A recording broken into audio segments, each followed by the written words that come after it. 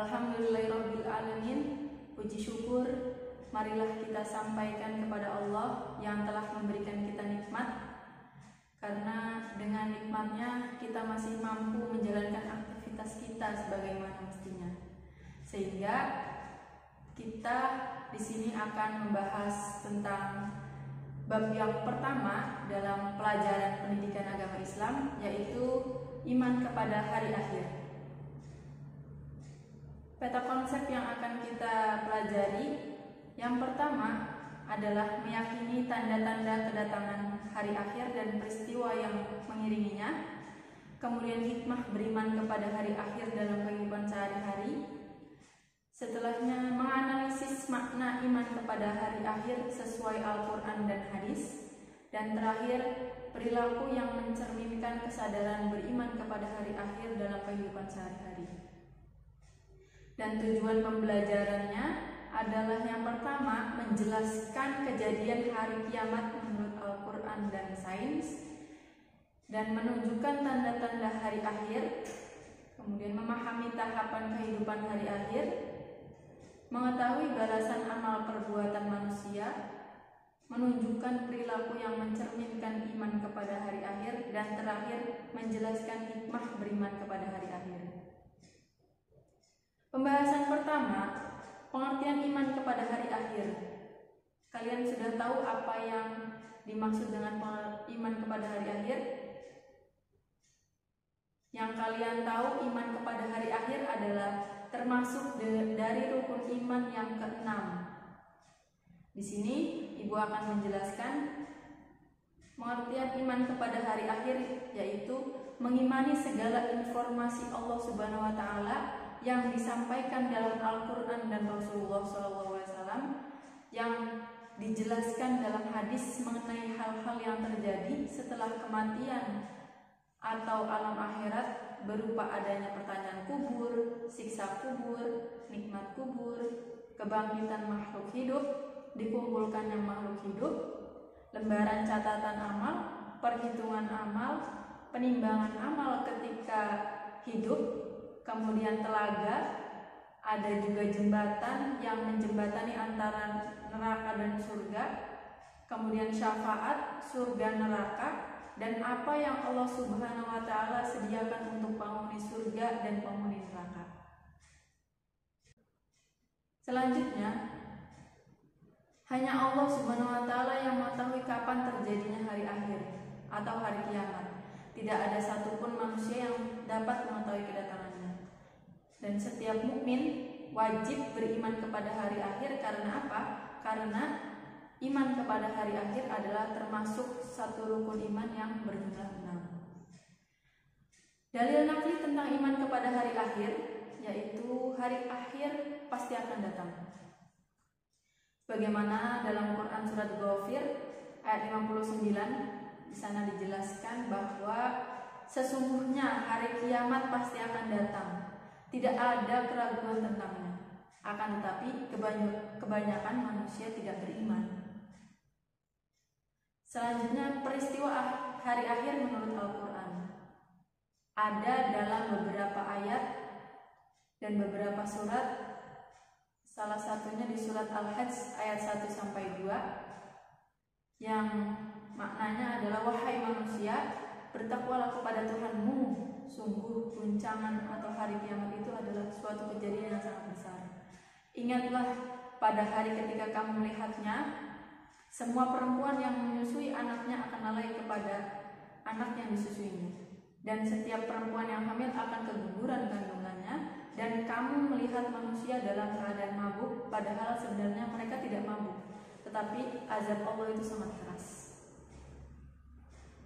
Selanjutnya, peristiwa hari akhir menurut Al-Quran disebutkan juga dalam Quran surat Al-Zalzalah ayat 1-2, Quran surat Al-Haqqah ayat 14-15, Quran surat Al-Waqiah ayat 4-5, dan Quran surat Al-Qari'ah ayat 1-5. Kalian bisa cek sendiri di dalam ayat Al-Quran yang memiliki terjemahan. Kalian baca dan kalian pahami terjemahnya. Selanjutnya, peristiwa hari akhir menurut teori sains. Di sini ada 3 cabang. Yang pertama teori biologi, yang kedua teori fisika, dan teori astronomi. Di dalam teori biologi, hari akhir diisyaratkan dengan aktivitas biologis ekstrim seperti banjir yang disebabkan kerak bumi terbuka, menyebabkan atmosfer bumi diliputi sulfur yang mencegah masuknya sinar matahari sekaligus meracuni lautan.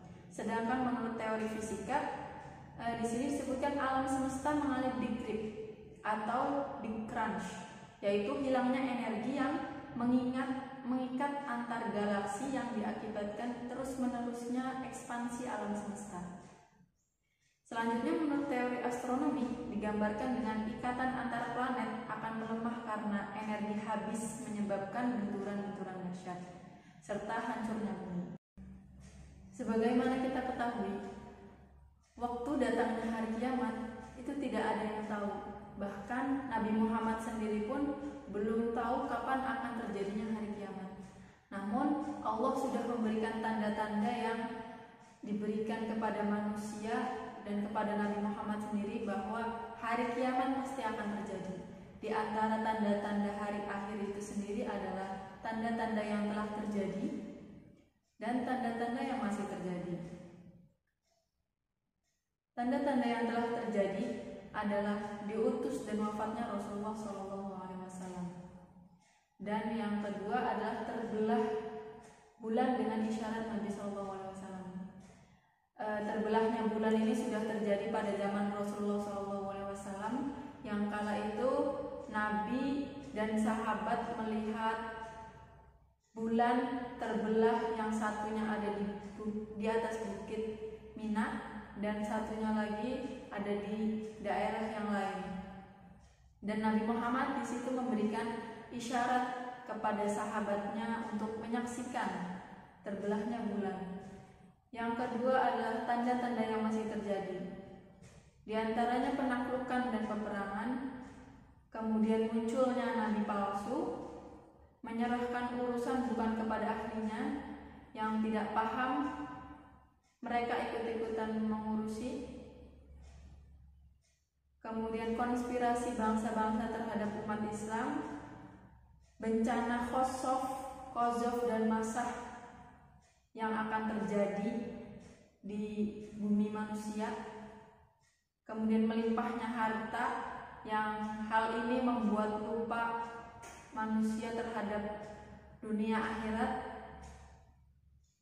Kemudian ucapan salam hanya kepada yang dikenal dan meluasnya perdagangan serta putusnya silaturahmi antara sesama manusia. Kemudian guncangnya nilai-nilai maksudnya di sini adalah nilai-nilai seperti undang-undang. Dan terakhir, polisi akhir zaman berlaku kejam.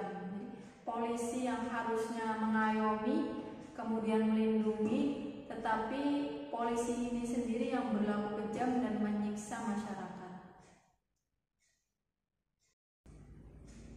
Dari tanda-tanda hari akhir yang sudah disebutkan tadi, ada tanda-tanda yang belum terjadi. Di antaranya adalah Jazirah Arab kembali syarat dengan kebun-kebun dan sungai-sungai. Kemudian bulan terlihat membesar, binatang buas dan benda mati dapat berbicara. Mungkin ini karena kecanggihan teknologi kita, ya. Jadi kita bisa berbicara dengan hewan dan benda mati, seperti handphone, ya kan? Kita bisa berbicara padahal tidak ada orangnya, gitu. Orangnya jauh di seberang sana. Kemudian kaum muslimin terkepung di Madinah. Kemudian munculnya Imam Mahdi. Dan ada tanda-tanda datangnya hari kiamat. Yang hari kiamat itu benar-benar sudah dekat akan waktu datangnya. Yang pertama adalah ad-dukhon, yaitu munculnya kabut tebal. Dalam sebuah riwayat disebutkan kabut tebal ini muncul selama 40 hari. Kemudian ad-dajjal, yaitu munculnya sosok dajjal. Kemudian ad-dabbah, yaitu munculnya binatang yang bisa berbicara layaknya manusia. Yang keempat, matahari terbit dari barat dan terbenam di timur. Kebalikannya jadi. Nomor 5, 3 gerhana bulan, yaitu terjadi di 3 tempat dalam satu waktu dan 3 tempat berbeda. Yang pertama di barat dan di timur dan kawasan Jazirah Arab. Yang keenam, turunnya Nabi Isa alaihissalam. Yang ketujuh, munculnya Ya'juj Ma'juj. Dan kedelapan, api dari lembah An, yaitu munculnya api ini menggiring manusia sampai ke tempat mereka berkumpul. Artinya manusia mau tidak mau harus berkumpul seperti saat manusia setelah dibangkitkan kumpul di padang mahsyar. Bagaimana cara kita beriman kepada hari akhir? Setelah kita mengetahui seperti apa arti beriman, kemudian tanda-tandanya seperti apa, dalilnya juga sudah kita ketahui. Bagaimana caranya kita beriman? Ya, yang pertama, beriman kepada hari akhir secara ijmali. Meyakini bahwa hari akhir adalah hari yang diciptakan Allah Subhanahu wa taala, dan hari itu memiliki 2 sifat. Yang pertama, sifat awal dan akhir. Sifat awal adalah permulaan sesuatu diciptakan oleh Allah sehingga sifatnya baru, sedangkan sifat akhir adalah sesuatu itu akan habis masa berlakunya atau sudah tidak ada lagi karena sudah berakhir. Nah, jadi iman kepada hari akhir ini artinya meyakini bahwa pada hari itu pasti akan berakhir dan sudah tidak ada lagi sebutan hari di dunia ini. Benar-benar sudah berakhir. Itu beriman kepada hari secara ijmali atau secara umum.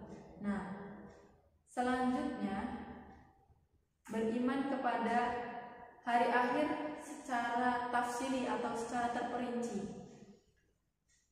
Yang semua hal yang ada ketika nanti datangnya hari akhir itu kita harus percaya. Di antaranya percaya fitnah kubur.